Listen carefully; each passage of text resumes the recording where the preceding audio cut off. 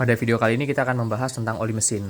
Nah, oli mesin ini kan adalah suatu cairan yang sangat vital yang harus ada di setiap mobil sekarang ya. Beda kalau mobil listrik.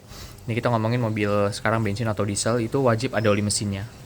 Dan yang akan kita bahas adalah ini versi sehari-harinya aja. Kita nggak bahas masalah teknisnya itu karena ribet banget. Takutnya kalian karena nggak semua orang bisa mengerti tentang teknik ya. Jadi kita ini yang terjadi sehari-hari aja. Nah, biasanya itu kalian dihadapkan dengan pilihan oli.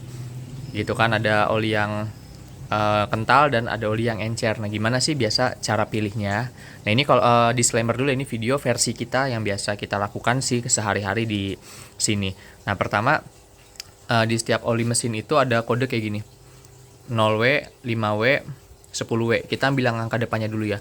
Intinya semakin kecil angka ini, semakin encer olinya, dan semakin besar angka ini, dia semakin kental olinya. Biasanya itu ada 0W, 5W, 10W, 15W, 20, dan ada yang sampai 40. Cara pilihnya gimana? Nggak usah susah-susah. Kalau kalian datang ke suatu bengkel, kalian minta rekomendasi menurut dia yang terbaik yang mana. Tapi kalau dia jawabnya udah babi bu, nggak jelas, saran saya mending jangan ganti di situ. Jadi karena kita harus tahu orang ini kompeten nggak untuk menentukan oli mesin untuk mobil kalian. Jadi kalau salah pilih, mobil kalian lo yang rusak, jadi hati-hati. Kalau kalian ragu, lihat standarnya aja di buku servis, atau mungkin kalian bisa tanya sales ketika kalian beli mobilnya, atau tanya ke service advisor di dealer sesuai dengan mobil kalian. Itu cara paling simple. Jadi malu bertanya sesat di jalan ya. Jadi jangan asal pilih-pilih oli.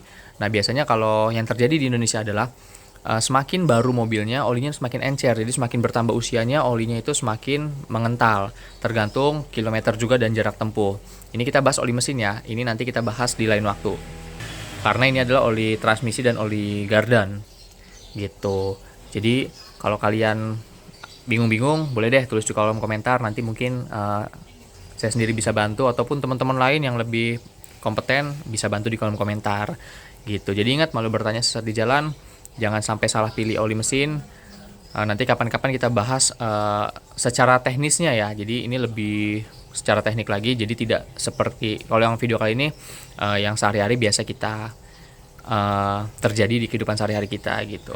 Jadi yang perlu ingin kasih masukan, langsung aja komentar.